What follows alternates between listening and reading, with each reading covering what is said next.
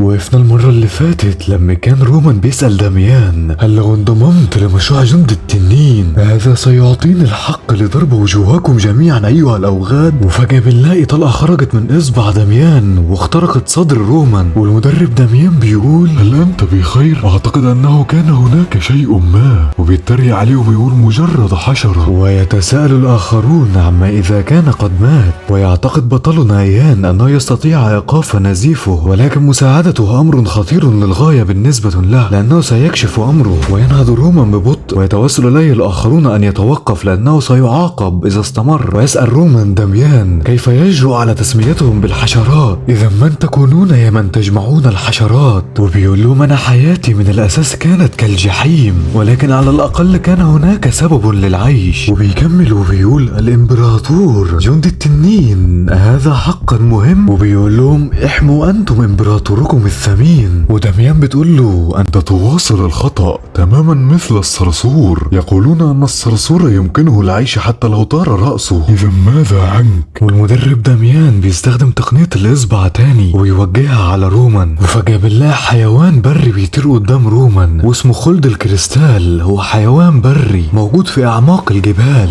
وعلى الرغم من مظهره اللطيف إلا أنه سيء السمعة، عشان الكريستالات دي لما أي حاجة بتلمسها بتفجر كل اللي حواليها وينفجر أمام وجه رومان، مما أثار دهشة الجميع. وقد أرسل يان هذا الخلد وبيقول: من المؤسف حقا أنني أهدرته، لقد وجدته في الحمام واحتفظت به معي تحسبا لأي ظرف. وبيقول: أنا ما افتكرتش خالص إن أنا هستخدمه بالطريقة دي. وبيقول: المشكلة دلوقتي في المدرب داميان، هو شكله أخد باله. وبيقول: هو لو شافني أكيد هيخلص عليا. وفجأة بنلاقي المدرب داميان بيقول بعلو صوته: أنت حقا مثابر مثل الصرصور، يعجبني ذلك. والمدرب داميان بيأمرهم بالانصراف، ويان فرحان عشان الأمر مر بسلام. وبيقول: رومان ما طلعش غبي للدرجة، وأنا عارف سبب يأسه الشديد. وبنشوف المدرب داميان وهو بينزل سلم وبيخش أوضة مظلمة، وبيقول: لقد وجدت لعبتين مثيرتين للاهتمام سيكونان مثاليين معا. وبنروح لحمام المنطقة الثالثة اللي هيهرب منه يان، وبيقول: أنا بقالي 3 أيام بحفر في النفق، وحفرت حفرة وثبتها بألواح خشبية، وكررت الأمر كذا مرة، وعدت 3 أيام من العمل الشاق بدون أي مشاكل، لأن العيون التي عززتها بالمانا يمكنها الرؤية في الظلام، فلن يهم مهما كان الكهف مظلما. وأيضا لم يدخل أحد أو يخرج من هذا المكان خلال الأيام ال3 الماضية، فهو مبنى مجهور ولا يظهر حتى على الخريطة. وفجأة بيضرب يان شيئا ما بسكينه، وبنشوف نور دخل النفق اللي حفره. وبنروح للمدربين اللي بيتأكدوا من حضور المتدربين لحد ما بيوصل ليان الذي يبدو مريبا جدا لأنه يرتدي غطاء على رأسه، لذلك يطلب منه المدرب خلعها. ويان فعلا ينفذ أمره، وبيقول إنه كسر البرميل عن طريق الخطأ، وللأسف البرميل دوت كان يحتوي على النفايات، والمدرب ما بيعرفش يستحمل الريحة المنبعثة منه، وبيقول له اذهب للاغتسال. ويان بيروح عشان ينظف نفسه، وبيقول إنه من الجيد إنه تخلص أخيرا من الريحة النتنة دي من غير ما حد يشك في أفعاله. والنور اللي شفناه من شوية طلع هو أنبوب الصرف الصحي. وفوق ذلك كان الأمر مقززا كالجحيم.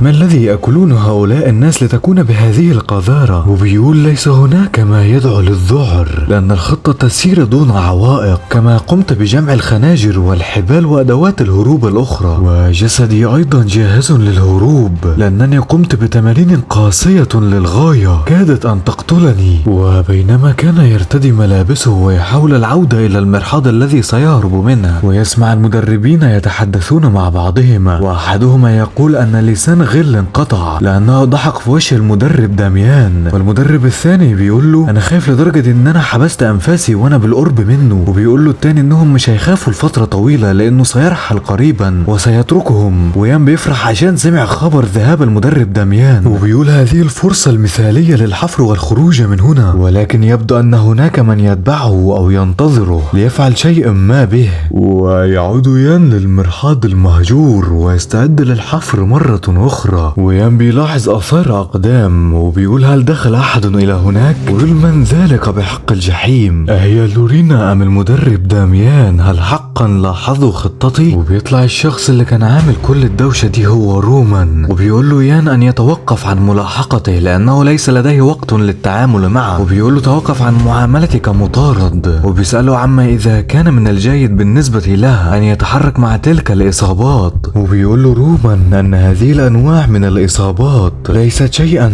بالنسبة لي، بس بنشوف دمه بيخرج من جسمه زي الحوض المخروم بالظبط، وبيقول له ما تقلقش ده مجرد خرم صغير في الجسم. وبعدها يان بيستأذن منه عشان عليه بعض الأعمال لازم يخلصها، ورومان بيقول له انت اكيد مشغول جدا، اكيد انت مشغول بحفر حجر للهروب أليس كذلك يا يان؟ كم سيكون المدرب مسرورا بمعرفة هذه المعلومة، ألا تتطلع إلى ذلك؟ ويان بيفكر في طرق متعددة لإنهاء أمر رومان، وبيقول سيكون ذلك أمر بسيط جدا عندما أستخدم تقنية الفوضى المظلمة الشكل السادس عشر، لأن ذلك سيؤدي على الفور إلى قطع رقبته. سيكون من السهل أن أفعل ذلك وبعدها أخفي جثته، بس أنا مش هعرف أعمل كده دلوقتي. ويسأله رومان لماذا لا تقول أي شيء؟ لا يمكنك حتى التفوه بكلمة واحدة، هل أنت متوتر؟ بس بيقول له على أي حال أنت تحكم على نفسك بالهلاك بمجرد محاولة الهروب، لم تكن تتوقع أن يكشف شخص مثلي أمرك أليس كذلك يا يان؟ ويان لسه ساكت ما بيتكلمش، ورومان بيفتكر ان يان مرتبك، لذلك يطلب من يان ان يتوسل على الاقل لانه قد يحتفظ بهذا السر له. ويتحدث يان اخيرا وبيقول له انه لا يحتاج الى القيام بذلك لانه لن يفشي بسره، مما يجعل رومان يصرخ بانه سيفعل ذلك وسيخبر الجميع بسره. وساذهب واقول لهم الان، ويخبره يان مرة اخرى انت من المستحيل ان تفعل ذلك يا رومان لانك تكره القوات الخاصة اكثر مني بكثير، حتى انك لا تستطيع اخفاء غضبك من خطر الموت، لديك إرادة قوية لكي تعود إلى المنزل. شخص مثلك سيخبر المدرب داميان عن طريق الهروب، من المستحيل أن تفعل ذلك يا رومان، أنت أكثر شخص يريد الهروب من هذا المكان، أليس كذلك أم أنا مخطئ يا رومان؟ وبيقول رومان أنا كنت مندهش جدا لأني حتى عندما قاتلتك آخر مرة كنت أشعر بشعور غريب، وتمنيت أن أقتلك في تلك اللحظة دون أي مشاكل، وبعد القتال على الرغم من أني كان بإمكان العثور عليك بسهولة بين المتدربين، كما لو كان لديك رائحة فريدة من نوعها بالنسبة لي. وبيسأله يان كيف اكتشفت أني كنت أحفر على أي حال، ورومان بيقوله إن السبب في خطواتك يا يان، وبيقوله إن مركز التدريب مصنوع بالكامل من الجرانيت، بس أنت خطواتك يا يان بتحتوي على مواد أخرى مثل مسحوق الجير. ويان بيقوله أنت عرفت خطتي كاملة للهروب من آثار أقدامي فقط، بس رومان بيقوله إيه هي خطة الهروب؟ وإلى أين يؤدي ذلك النفق؟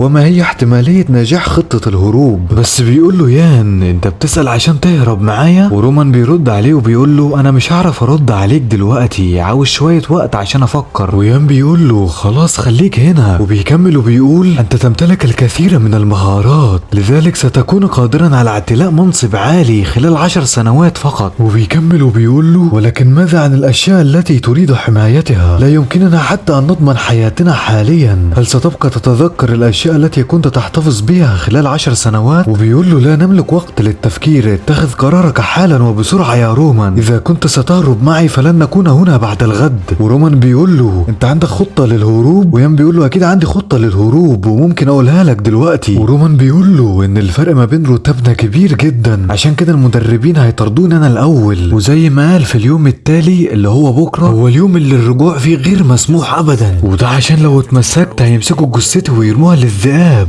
ويان بيبقى مندهش جدا لانه كان قادر على التفكير الى هذا الحد، فهو مختلف تماما عما يبدو عليه، ولكن لا ينبغي عليه الشكوى لانه ياخذ ايضا مخاطرة كبيرة جدا من خلال المخاطرة بنفسه. ورومان بيسكت لمدة ثانية، بعد كده بيشوف ان ما عندوش اي خيار تاني.